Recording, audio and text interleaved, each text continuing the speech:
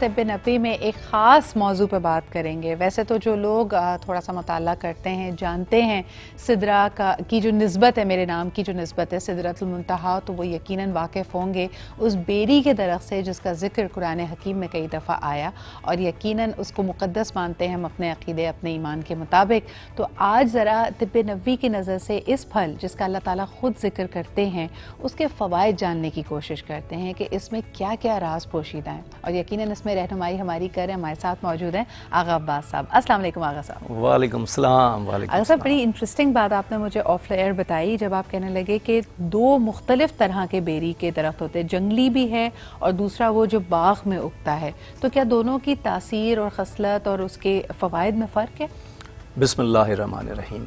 بالکل فوائد میں فرق ہے۔ جنگلی جو ہوتا ہے وہ چھوٹا بیر ہوتا ہے اور اس میں کھٹا میٹھا ہوتا ہے، اس سے گلا خراب ہونے کا خدشہ ہوتا ہے، اور جو باغ میں اگتا ہے وہ بڑا بیر ہوتا ہے، اس سے گلا خراب نہیں ہوتا۔ صحیح۔ اچھا سدرہ، پہلے تو میں اس کا تذکرہ اس طریقے سے کروں کہ جہاں سے آگے جبرائیل علیہ السلام کے پر جل جاتے ہیں، وہ کہتے ہیں اس سے آگے نہیں جا سکتا، تو اس مادے کی، اس عالم مادی کی جو آخری سرحد ہے اس پر ایک درخت لگا ہوا ہے، اس کو سدرہ کہتے ہیں۔ عربی میں اس درخت کو سدرہ کہتے ہیں، اس کے پھل کو نبق بولتے ہیں، نون بے قاف دو نقطے والا۔ اب سدرۃ المنتہا جو آخری سرحد ہے عالم فانی کی، وہاں پر یہ درخت لگا ہے۔ وہاں سے آگے جانے کے لیے جبرائیل علیہ السلام نے فرمایا رسول خدا سے کہ یا رسول اللہ، اس سے آگے میں ایک قدم نہیں رکھ سکتا، میرے پر جل جائیں گے۔ وہ اس بارڈر پہ یہ درخت لگا، یہ مقدس درخت ہے، اس کو روحانی درخت بھی کہہ سکتے ہیں۔ اب اس کے پہلے میں پتوں کا ذکر کرتا ہوں، اور پتوں کے اس کے فائدے یہ ہیں کہ سدرہ، اگر اس کے پتوں کو گرم پانی میں ابال کے رکھ لیں اور اس سے اگر غسل کریں، ٹھنڈا اور گرم پانی ملا لیں، غسل کریں، تو ڈپریشن دور ہوتی ہے، انسان کو جو شیطانی وسوسے آتے ہیں وہ دور ہوتے ہیں۔ اگر اس کے 9 گرام پتے، یعنی کہ جو بڑا والا بیر ہے، اس کے 9 گرام پتے 3 دن تک جوشاندہ بنائیں، 9 گرام کا، پرانی سے پرانی ایگزیما خارش ہوگی وہ دور ہو جائے گی۔ اس کے پتوں کا اگر آپ لیپ بنا لیں، اس کا پیسٹ بنا لیں، اگر پیروں پہ ورم ہے، ہاتھ پہ ورم ہے، کہیں پر بھی ورم ہے، اس کا لیپ لگایا جائے، اس سے ورم ختم ہو جاتا ہے۔ اب میں اس کے پھل کی بات کرتا ہوں۔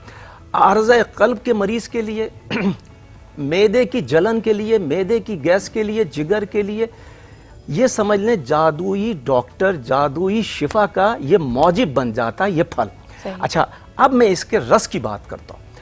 آپ یقین جانیں سدرہ، اگر کسی کو کھانسی ہے، دمہ ہے، کسی کے جگر پہ ورم آ چکا ہے، وہ کیا کریں؟ اور اگر کسی کے بچے چونکتے ہیں، رات کو سونے میں بچے چونک کے اٹھتے ہیں، روتے ہیں، بڑے بھی ڈر جاتے ہیں، ڈراؤنے خواب دیکھتے ہیں، اس کا رس نکالیں۔ جیسے سیب کا رس نکالتے ہیں نا، ویسے اس کا رس نکالیں۔ اگر ایک چھوٹی چائے کے پیالی کے قریب رس پلا دیں آپ، کھانسی شدید ختم ہو جاتی ہے، دمے کے عارضے میں افاقہ ہوتا ہے، جگر کے ورم کو ختم کرتا ہے، اور ہاضمے کو بہت اچھا کرتا ہے، اور جو خواب میں لوگ جو ڈرتے ہیں، جو چیخیں مار کے بچے اٹھتے ہیں، رات کو روتے ہیں، وہ سب چیز اس سے دور ہو جاتی ہے۔ اور عارضہ قلب کا مریض اگر پورے سال کھانا چاہے تو اس کا مربع کھائے۔ مربع، اس کا مربع عارضہ قلب کا مریض، معدے کی جلن کا مریض، گیس کا مریض، اس کا مربع کھائے۔ پورے سال مربع دستیاب ہوتا ہے، گھر میں بنا لیں۔ اس کی ایک افادیت اور بتاؤں، سستا بہت ہے، 100 روپے کلو، 120 آپ نے جتنے فائدے بتا دیے، ابھی مارکیٹ میں جا کے لوگ نکلیں گے نا، اب مہنگا ملے گا، اب مہنگا ملے گا۔ اس کی گٹھلی کا ایک فائدہ بتاؤں سدرہ، اگر کچھ لوگ ایسے ہیں جو اس وقت ہاسپٹل کے خرچے برداشت نہیں کر سکتے، اگر ان کو چوٹ لگی اور ان کی چھوٹی موٹی، جیسے ہوتا ہے نا، ڈر ہوتا ہے، خوف ہوتا ہے کہ ہڈی میں کہیں چوٹ لگی ہے، اور درد ہوتا ہے، بہت پین ہوتا ہے، اس کی گٹھلی کو پیس کر آپ پیسٹ بنا کے گھر میں رکھ لیں۔ کبھی بھی بچوں کو چوٹ لگے، اس کا پیسٹ اٹھا کے اس جگہ لگاتے ہیں تو درد فوراً ختم کرتا ہے، ورم ختم کرتا ہے، اور اگر چھوٹا سا کوئی بال ہو نا ہڈی میں، اس کو بھی جوڑ دیتا ہے, جس کو ہیئر لائن فریکچر ہم کہتے ہیں, اس کو بھی جوڑ دیتا ہے. اس کی گٹھلی کے بھی بڑے فائدے ہیں. اچھا, میں نے سنا ہے آقا صاحب کہ اس کی اتنی زبردست تاثیر کی ایک وجہ یہ ہے کہ بیر میں زبردست کوانٹٹی میں پوٹیشیم ملتا ہے, اور جیسے آپ نے خود کہا کہ ڈپریشن یا کوئی بھی انزائٹی اگر ہو رہی ہے تو سب سے پہلے کہا جاتا ہے کہ اپنے پوٹیشیم اور میگنیشیم لیولز کو دیکھیں.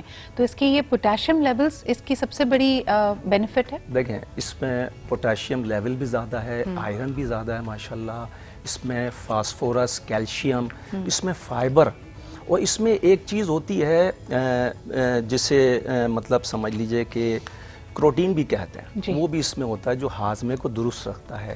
اور اس کے ایک فائدہ میں اور بتاتا جاؤں کہ اگر اس میں بہت سارے لوگ ایسے ہوتے ہیں کہ جو چاہتے ہیں کہ ہم صبح کے ٹائم اس کو استعمال کریں, تو 100 گرام اگر صبح کے ٹائم استعمال کر لیں, جن لوگوں کو بھوک نہیں لگتی, لوگ اکثر شکایت کرتے ہیں کہ ہمیں قبض کی وجہ سے بھوک نہیں لگتی ہے, ہمیں پیٹ میں افارا ہوتا ہے, پیٹ پھولا رہتا ہے, ڈکاریں آتی ہیں ایسے جیسے بہت کھا لیا, لیکن وہ پیٹ میں گیس بن رہی ہوتی ہے, معدے میں تبخیر بن رہی ہوتی ہے. اگر 100 گرام اس کو نہار منہ کھا لیا جائے, صحیح, 100 گرام نہار منہ کھانے کا مطلب ہے کہ پورے 24 آورز آپ محفوظ رہیں گے ان تکلیفوں سے, افارے سے, گیس سے, معدے کی جلن سے, بھوک کی کمی سے. بالکل صحیح. اچھا, کچھ سوالات آپ کے لیے آئے ہیں, کیا بچوں کو بیر کھانے کی اجازت دی جائے, اور اگر ہاں تو کیا کوئی کوانٹٹی کا حساب رکھا جائے, کیونکہ ہر چیز کی زیادتی بری ہے, تو بزرگوں کے لیے, ایڈلٹس کے لیے اور بچوں کے لیے بتائیے کہ کیا کس تعداد میں کس خوراک کا سائز کیا ہونا چاہیے. بچے اور بزرگ تقریباً برابر ہوتے ہیں, جی, ہے نا. تو بچوں کے لیے اور بزرگوں کے لیے میں عرض کروں گا کہ وہ 3 سے 4 بیر کھائیں, بڑے والے, ٹھیک ہے, وہ کافی ہیں. اور جو نوجوان یا جوان ہیں ان کے لیے میں عرض کروں گا کہ وہ 6 بھی کھا سکتے ہیں, 7 بھی کھا سکتے ہیں, اور اس میں طاقت بہت زیادہ ہے. اس میں کیلشیم, پوٹیشیم, روزانہ استعمال کیا جا سکتا ہے, روزانہ استعمال کر سکتے ہیں. اس کے اتنے زیادہ فوائد ہیں سدرا کہ لوگوں کو پتہ نہیں ہے کہ قرآن پاک میں اللہ نے اس کا 4 مرتبہ ذکر کیا ہے, اور یہ ایک مقدس پھل بھی کہلاتا ہے. حضرت آدم علیہ السلام جب اس دنیا میں تشریف لائے, دنیا میں اترے, تو سب سے پہلے کتابوں میں اور ہسٹری میں جو ہمیں ذکر ملتا ہے, سب سے پہلے جو انہوں نے ایک پھل کھایا, وہ پھل اس کا نام ہے بیر. سب سے پہلے انہوں نے بیر کھایا, حضرت آدم علیہ السلام نے, کیونکہ اس کا عرش مولا پہ اس کا ذکر پایا جاتا ہے, آسمانوں پہ یہ پھل مشہور ہے, اس کا درخت شہرت رکھتا ہے, اس کے درخت کے بڑے قصیدے ہیں جو اللہ نے قرآن پاک میں ذکر کیے, اس کے قصیدے بیان کر دیا. اچھا, جیسے آپ نے اس کا یعنی جب اس کا حوالہ ہمیں قرآن حکیم میں ملتا ہے, تو کیا اس کو گھر پہ بھی لگانا ارے ارے ارے ارے کیا بات کر دی سدرا, ہوں گے نا سدرا, آپ نے کیا بات کر دی. دیکھیے, اگر گھر میں لگائیں, جو بہت ساری خواتین وہم کرتی ہیں کہ ارے نند نے اور جادو کرا دیے اور فلاں بھاوے نے جادو کرا دیے. لیکن میں آپ سے اس لیے بھی پوچھ رہی ہوں کیونکہ اکثر دیو ملائی کہانیوں میں کہا جاتا ہے کہ بیری کے درخت کے اوپر تو سایہ ہوتا ہے, آسیب ہوتا ہے, اس لیے میں نے کہا میں آپ سے پوچھوں ضرور. نہیں, سایہ اور آسیب نہیں ہوتا. اگر جس گھر میں لگایا جائے تو اس گھر میں جادو اور ٹونا اور آسیب اثر نہیں کرتا, کام نہیں کرتا, اثر ہی نہیں کرے گا. نہ آسیب اثر کرے گا, نہ جادو ٹونا اثر کرے گا. جن خواتین کو وہم ہوتا نا کہ فلاں نے جادو کرا دیا, فلاں آسیب ہے, رات کو چونک کے اڑ گئیں, تو وہ اثر ہی نہیں کرتا. دوسری بات, آپ یہ دیکھیں کہ یہ اتنا مقدس ہے درخت کہ جب مردے کو نہلایا جاتا ہے, بیری کے پتوں کے پانی سے اس کو نہلاتے ہیں, غسل دیتے ہیں مردے کو, کیونکہ یہ بہت ہی مقدس درخت مانا جاتا ہے, اس کے پتے بہت ہی مقدس مانے جاتے ہیں.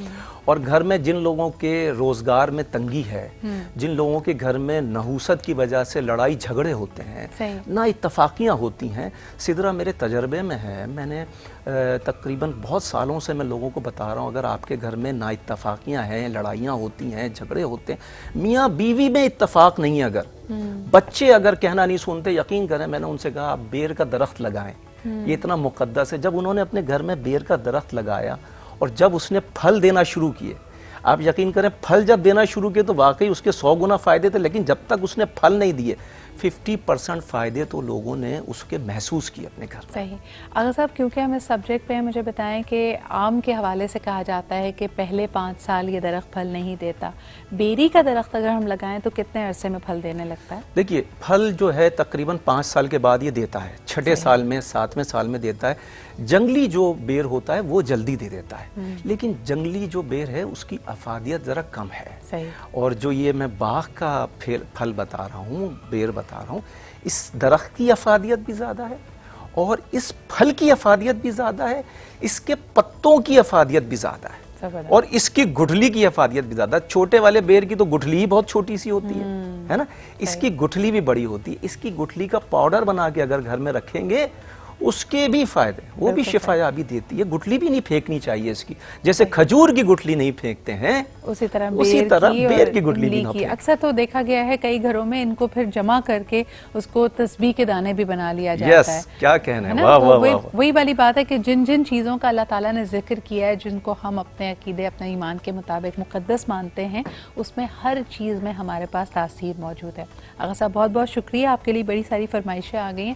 کچھ لوگوں نے کہا ہے کہ اگلی دفعہ جب آپ آغا صاحب کو بلائیں تو شریفے یعنی کسٹرڈ ایپل کے اوپر ضرور بات کیجیے گا۔